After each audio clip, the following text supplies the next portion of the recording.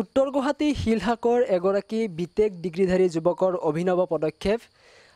ঘৰতে তেওঁ কাঠফুলাৰ খেতিৰে বজাৰ দখলৰ চেষ্টা চলাইছে। এই মুহূৰ্তত মই তেওঁৰ বাসগৃহত উপস্থিত আছোঁ আৰু তেওঁৰ যি কাঠফুলাৰ খেতি, এই খেতি মই প্ৰাগ নিউজৰ দৰ্শকসকলক দেখুৱাই লৈছোঁ। এনেদৰেই তেওঁ নিজৰ বাসগৃহত কাঠফুলাৰ খেতি কৰিছে আৰু তেওঁ এগৰাকী বিটেক ডিগ্ৰীধাৰী যুৱক হৈও এনেদৰে তেওঁ নিজৰ যি কৰ্মৰ জৰিয়তে অসমৰ যি থলুৱা বজাৰ দখলৰ চেষ্টা চলাইছে। মই দেখুৱাই লৈছোঁ এনেদৰে তেওঁ ঘৰতে কাঠফুলাৰ খেতি কৰিছে।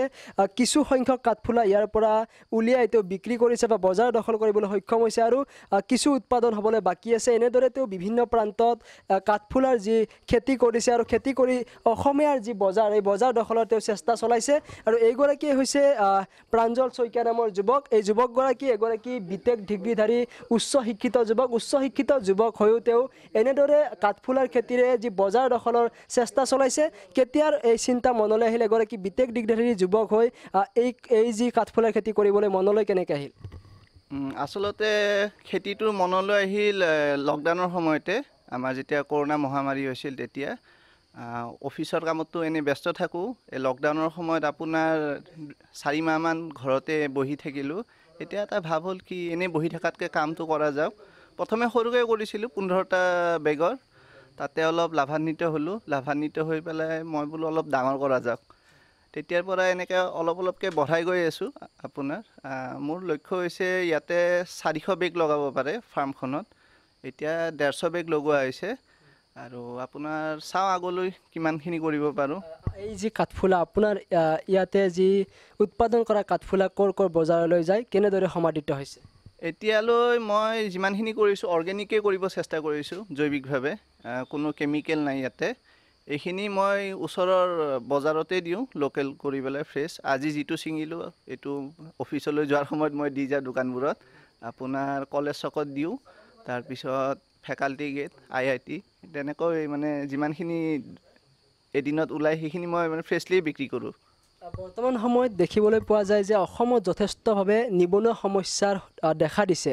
এই নিবনুৱা যিসকল যুৱক আছে, উচ্চ শিক্ষিত একাংশ নিবনুৱা যুৱক আছে, সেইসকল যুৱকক কি আহ্বান জনাব? নিবনুৱা বুলিলে আচলতে মনলৈ আহে কি যিসকলে কাম কৰিব ইচ্ছা নকৰে তেওঁলোকে আচলতে নিবনুৱা হৈ থাকে। বহুত স্ক'প আছে অসমত, বিভিন্ন ধৰণৰ কাম কৰিব পাৰে। এনেকৈ ফাৰ্মিং কৰিব পাৰে আৰু কাঠফুলা খেতিৰ কাৰণে বেছি জাগাৰো দৰকাৰ নহয়, কম জাগাতে কৰিব পাৰে, এটা ৰুমতো কৰিব পাৰে। আৰু আপোনাৰ এভাৰেজ 100টা বেগ লগালে আপোনাৰ ধৰক 10,000 টকা এটা আয় হয়। তেনেকৈ যদি অলপ কষ্ট কৰি কৰিব পাৰে নিবনুৱা সমস্যা দূৰ নহয়। মই জাষ্ট এইটো এটা উদাহৰণ দিছোঁ, তেনেকুৱা বহুতো কাম আছে, সেইবোৰ যদি বাছি লয়। আমি জানিব পাৰিছোঁ আপুনি এটা ব্যক্তিগত খণ্ডৰ উদ্যোগৰ লগতো জড়িত হৈ আছে, যিহেতু এগৰাকী বিটেক ডিগ্ৰীধাৰী যুৱক। সেই উদ্যোগত সময় দিয়াৰ বিপৰীতে আপুনি নিজৰ কৰ্মক্ষেত্ৰত এনেদৰে কাঠফুলাৰ খেতিতো সময় দিছে, কি ক'ব? এইটো আচলতে আগ্ৰহৰ ওপৰত নিৰ্ভৰ কৰে। মোৰ মানে প্ৰথমে হবি হিচাপে কৰিছিলোঁ, তাৰপিছত লাভ হোৱা দেখি পেলাই আৰু ইচ্ছা গ'ল কৰিবৰ কাৰণে। অফিচৰ সময়খিনি দি যিখিনি ৰাহি হয় সময়, সেইখিনি মই ফাৰ্মখন চোৱা চিতা কৰোঁ আৰু ৰবিবাৰে ফুল টাইম ইয়াতে কাম কৰোঁ, যিখিনি সময় হয় বা অফিচৰ কাম কৰাৰ পিছত। নিশ্চয়কৈ মই পুনৰবাৰ দেখুৱাই লৈছোঁ প্ৰাগ নিউজৰ দৰ্শকসকলক যি কাঠফুলাৰ খেতি আৰু যি প্ৰাঞ্জল শইকীয়া নামৰ উত্তৰ গুৱাহাটী শিলহাকৰ যি যুৱকগৰাকী এনেদৰে নিজৰ ঘৰতে তেওঁ কাঠফুলাৰ খেতি কৰিছে। তেওঁৰ পৰা আৰু কি ক'ব বিচাৰিব আৰু এনেদৰে যিসকলে কৰ্ম কৰিব বিচাৰে সেইসকলক কেনেদৰে উৎসাহিত কৰিব? পাৰে। মই এতিয়া ক'বলৈ গ'লে আপোনাৰ প্ৰথমে সৰুকৈ কৰি চাব পাৰে, বেছি ইনভেষ্ট কৰিব নালাগে। সৰুকৈ কৰি চাওক, মোৰ দৰে 10-15 বেগ কৰি চাওক আপোনাৰ ওচৰৰ বজাৰখন চাই পেলাই। যদি আপোনাৰ ভাল ৰেচপন্স পায় কাষ্টমাৰৰ পৰা, তেনেহ'লে নিশ্চয়কৈ বঢ়াব লাগে। আৰু এইবোৰ বেগ আপোনাৰ মই এসপ্তাহ আগতে লগোৱা হয়, মানে আগৰ বেচটো সম্পূৰ্ণভাৱে মানে ফচল হোৱাৰ পিছত মই উঠাই দিলোঁ, নতুনকৈ লগাইছোঁ আৰু আপোনাৰ 20 দিনমান লাগিব পূৰা ফচল ওলাবৰ কাৰণে। নিশ্চয়কৈ ধন্যবাদ জনাইছোঁ।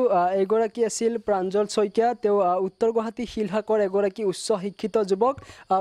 বিটেক ডিগ্ৰীধাৰী যুৱক হৈও তেওঁ অন্য এটা ব্যক্তিগত খণ্ডৰ উদ্যোগত কৰ্মৰত হোৱাৰ পিছতো কিন্তু তেওঁ কিছু সময় উলিয়াই এনেদৰে যি কাঠফুলাৰ খেতি কৰিবলৈ তেওঁ মনোনিৱেশ কৰিছে আৰু কাঠফুলাৰ খেতিৰে তেওঁ উত্তৰ গুৱাহাটীৰ কিছু বজাৰ সমাৰত সমাদিত হ'বলৈ সক্ষম হৈছে। আৰু এনেদৰে তেওঁ বৰ্তমানৰ নৱপ্ৰজন্ম তথা যুৱ প্ৰজন্মসকলক আহ্বান জনাইছে যে ইচ্ছা শক্তি থাকিলে সকলোৱে ভবামতে কামসমূহ সম্ভৱ হয়। আৰু এনেদৰে উত্তৰ গুৱাহাটীৰ এগৰাকী বিটেক ডিগ্ৰীধাৰী যুৱকৰ অভিনৱ পদক্ষেপে উত্তৰ গুৱাহাটীৰ বাসিন্দাসকলক উৎসাহিত কৰি তুলিছে।